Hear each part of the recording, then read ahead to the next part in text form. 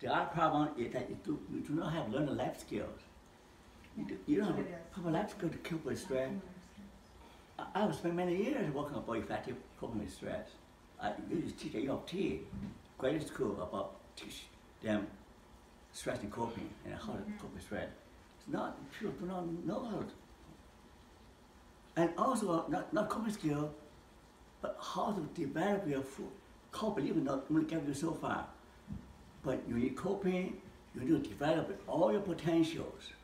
Day after day after day after day. It takes time, it takes discipline. But we have no discipline either. What do you never feel like? No discipline, you never develop your full potential. It requires hard work, okay?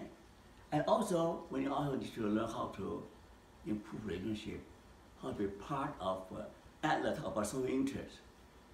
If we do not develop social interest, our life will be meaningless. Okay? Remember, we are social animals, social creatures. We are part of a herd. If you are isolated, loneliness is an epidemic. Okay? With this realistic life orientation, we focus on what really matters in life, such as developing love relationship, make personal sacrifices for something better, bigger than ourselves, having faith in higher power or transcendent value. These have been demonstrated by research on all the protective factors against depression and suicide. Lots of empirical evidence. And here's a confident thought. Not too long ago, there's a press release saying that Wisconsin has huge problem with suicide, overdose, and discover that what needed the most is not medicine, but wounded healer. That is from a mass media. I said, wow,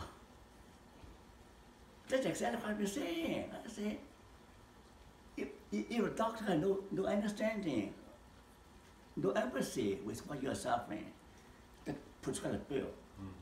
It doesn't help. But if the doctor himself, he recognizes his own brokenness, recognizes his own woundedness, and has found healing, then he will listen to your stories. He will listen to your problem. So that relationship itself is therapy. You follow me? Yes. I said the therapist is therapy. The ability to, yesterday I have an hour and a half interview.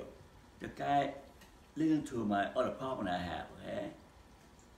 With the church and with positive psychology. I talked to him. I feel much better. I said, well, thank you. I said, this is you're a good listener. I said, being heard itself is healing. So therefore, we thank God for the pain you have experienced. You know why? It makes you a better healer. Remember that, okay? That you can reach people no one else can, because you understand their pain. So I'm able to help people because I brag about that I have suffered than most people. Not because of my age, look at my story. I have suffered all kinds of things. Not just cancer and this and that. I'm able to help people because I'm a wounded healer. Now here's another way, okay? The positive triangle basically is a triangle of spiritual well-being, okay? We experience life as meaningful when we pursue a life goal or value that is more important than our own life. Now here's the paradox. Here's the paradox, okay? You haven't found your meaning in life if you have not found anything worth dying for, right? If you have found meaning in life, then you're not afraid of death. I'm not afraid of death because I found something worth dying for. I'm dying for my beliefs every day. With pain, with everything else, I'm still going because I found something worth dying for, okay? Number two, developing mutually trusting, caring relationship with others. Connectiveness, right? I can't survive without you helping me. I'm a poor little old man. I need your help. Tell you to help me.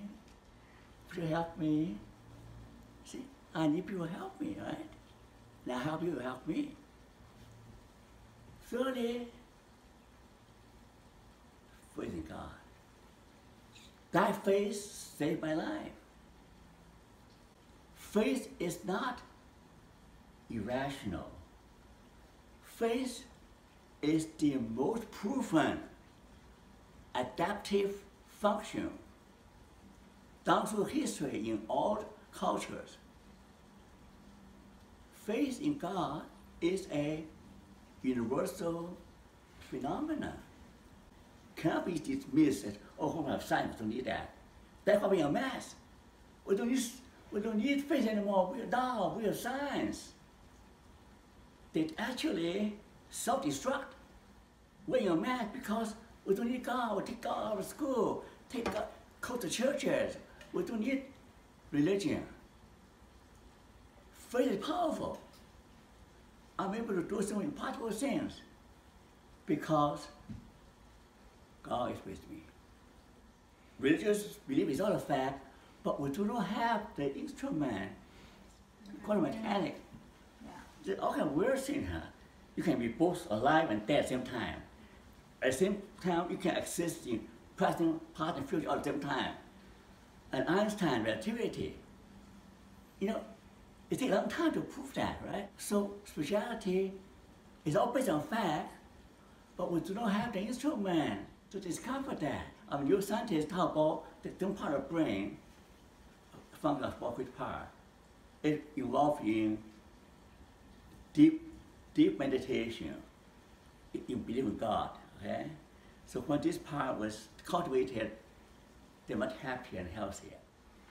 There's definitely objective that there's the science, the scientific study of spirituality, lots of books now. So they all show that healthy spirituality, I'm bringing people on that, okay? Healthy spirituality increase your ability to adapt, to be resilient, to be happy, okay?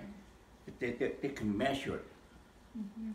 What cannot be measured is the entity, God as a being, okay? We don't have the instrument to measure the transcendental world. But the world is mysterious, it's so huge. Mm-hmm. We do not know what all the stars move orderly in orderly way. There has to be something so more powerful controlling the movement of the stars, and you know. And so we learn from nature, that means we learn from Creator, right? So we do not have the instrument to demonstrate the existence of God objectively, okay? But we can measure the effect of believing in God, okay? Okay, enough of my beef. Now here's the golden triangle. Isn't it lovely? That's the spiritual well-being, golden triangle of spiritual well-being. Faith, number one, meaning relationship. They are all aspects of spiritual life. Okay? Spiritual life including faith, meaning, and relationship with other people. Okay. This is one side note. Yin yang, okay? The positive side, you need spiritual well-being. But all your activities to pursue positive is not smooth sailing. The question is that how can you have sustainable pursuit? You go along, pursue your study, you go along, pursue a career, boom, something happens. You got bankrupt of health problem, something happened. What do? You fold your tent and roll over? No. So that is where you turn from a victim to become a hero. Joseph Campbell about 1,000 faces of a hero. You go along, sooner or later you meet a crisis. Sooner or later, in the middle of time, okay? Nobody is spared from the crisis of life, from the horrors of being. Nobody is spared. Okay? So then you need the iron triangle. Someone be encouraged to confront all your problems, accept reality that life is full of suffering, and then learn how to transform negative into positive. A major part of the course is learning how to transform negative into positive through our natural capacity of meaning seeking, meaning making. Now, if you read the literature, most people talk about meaning making, meaning seeking, citing cognitive model. They try to ignore me because I become a spiritual model. Okay? But in the long run, I still think that my model is more practical. Meaning seeking, meaning making is not just cognitive. Also involving core value, right? The core value of believing God, right? Or higher power. Now, here is a beautiful picture done by my assistant. He's in Hong Kong now. The iron triangle. We enable you to overcome all your trials and tribulations. So, life is like a random bicycle. Negative, positive. The golden triangle, the iron triangle. Then you can have balance. How do you do that? You need to take responsibility for your life. Okay? You want to be successful, right? Here's the responsibility. Now let me scare you, okay? If you do not have responsibility, you never success. The psychology, advanced psychology, right? The big five factor. Do you know what conscientiousness? A person who is accountable for the performance, who is responsible day in, day out. You want people, nobody watching you, they're still very conscientious. The downside of conscientiousness, you tend to follow the rule. You're too responsible, then you become obsessive, okay?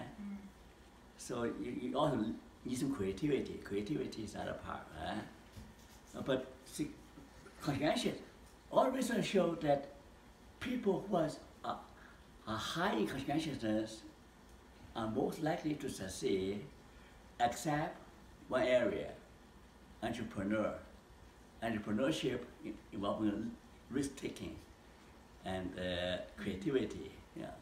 But generally speaking, in most jobs require conscientiousness. Okay?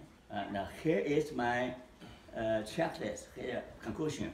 You can see whether you're responsible. Test yourself. Oh, that's good. Okay, bye bye. I'm done now. Oh, thank you for attention. Thank you.